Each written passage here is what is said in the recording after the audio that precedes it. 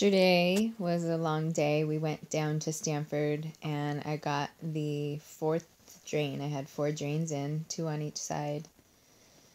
I got the fourth drain out. It was a huge relief because tomorrow will be 3 weeks after surgery. And yeah, it's really hard getting around with those things. I didn't think it was that big of a deal. And then when I got the last one out, I was like, yeah, this is a big deal because we were down there yesterday and the physician that I speak to is not the surgeon anymore. For some reason, I just meet with the physician's assistant. Her name's Kathy. And when I got in there, I was like, I'm seriously considering going flat, which means having no breast whatsoever, basically just sewing up where the breast tissue has been removed.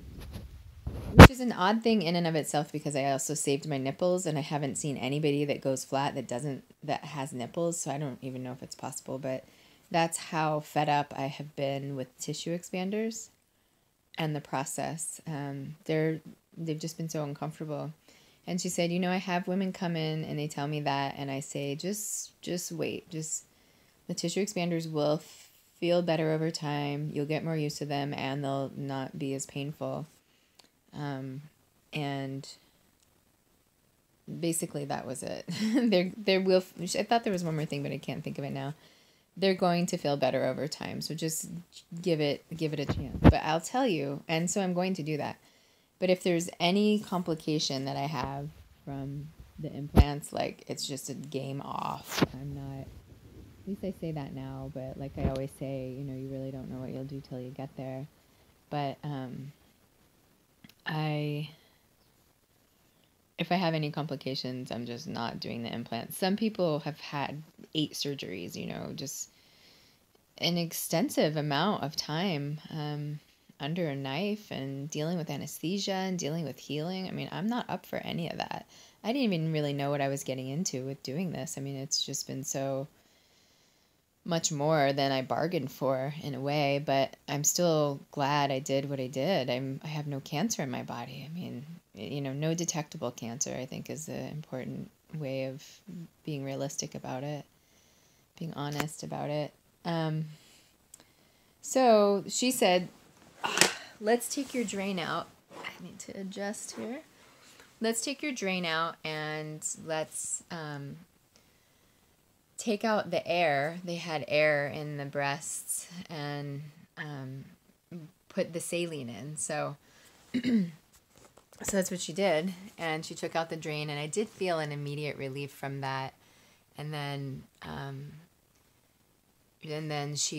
couldn't look, but she put some sort of, I don't know, something on my breast to where she was going to insert the needle. Something like a lidocaine, a numbing agent, and I didn't really probably need that. I really don't have much sensation at all around the nipple and the main part of the breast. So the nerve endings I will have a little bit more over time is what I've discovered from what other people say. But right now, I mean, somebody could elbow me in the breast and I probably wouldn't feel it, except it would probably hurt, but not because of having, well, no, that would be from having nerves. It'd be uncomfortable, but I can't feel anything, like feeling the water running down my breast in the shower. I can't in certain parts. But anyway, I digress. So she was taking out the air, and I wasn't looking. I had my eyes closed because I just didn't want to see a needle sticking in my breast. I just thought that would mentally not be a nice image to have. So John was there with me, and he was watching, and I wasn't watching him. So I just closed my eyes, and they took out all the air, and then it's so weird. It's really like having balloons or something for breasts because or mashed potatoes, as I say, or a trash bag, it's pretty a callous, not callous, but, harsh way of saying it, but it's just the phenomena of it. So she took it out and they're just completely deflated, and then she filled them up, and she was thinking she was going to fill them up to 200, but I really didn't want to have that much pressure or that much pain because the left one, which is the one that had the hematoma, the breast that had 2 surgeries, has been hurting. You know, there's like,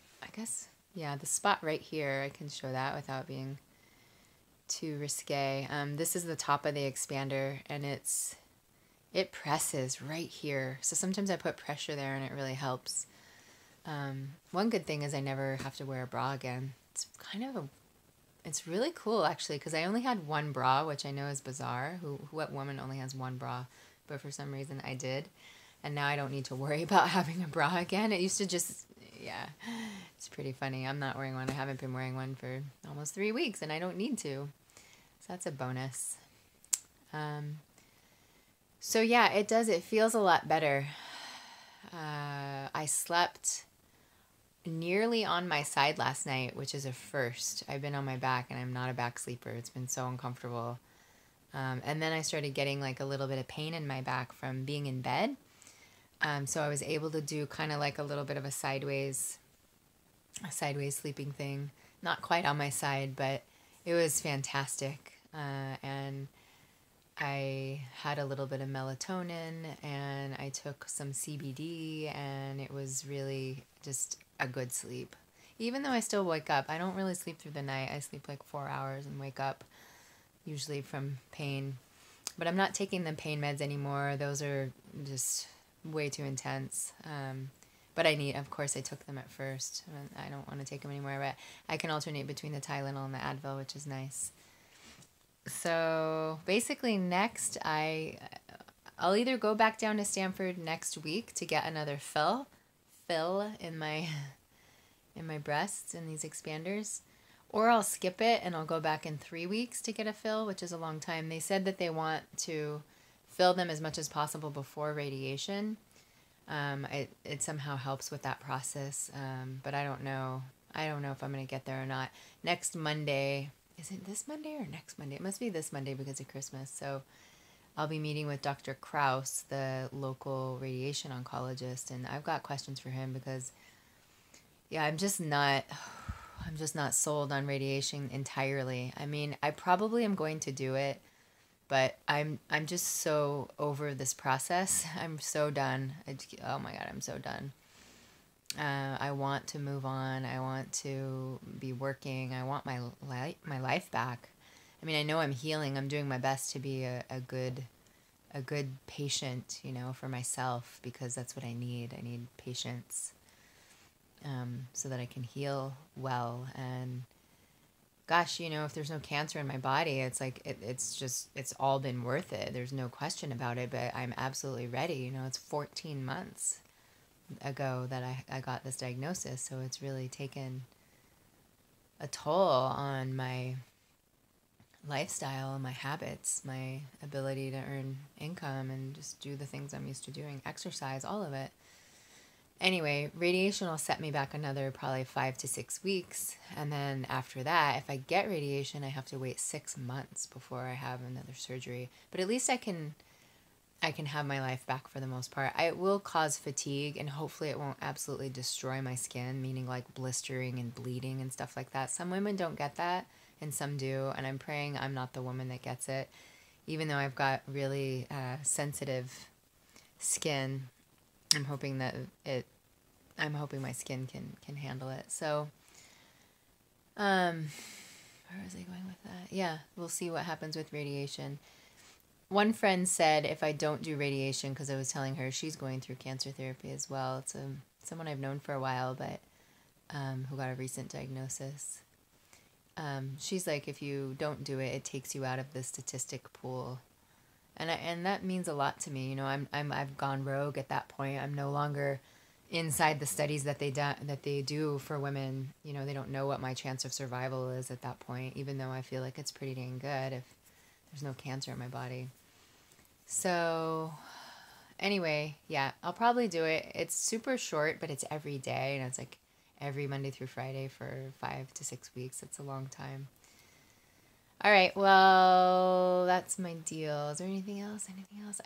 If you happen to still be listening to this and you provided something on the meal train, it's been really amazing. Somehow I'm enjoying it even more than when I had a meal train with my daughter when I gave birth 10 years ago. It's just people are really coming through, and it's helping our family so much. And I'm really grateful for the delicious food and the help with it. If we only had a dish fairy, that would take a lot of the load off for John washing dishes. I can't quite do that, although I did start driving, and I just stay on the residential area. I don't go on the highway because I can't like really crane my head around in a way that I would need to reverse. I have a camera on my car which helps me reverse. So there's certain things I can't do, but I just need the mobility. I need to be moving around. So that's good, but I can't quite wash dishes yet. So anyway, hope you're having a great day. Thanks for listening and thanks for being with me. And until next time.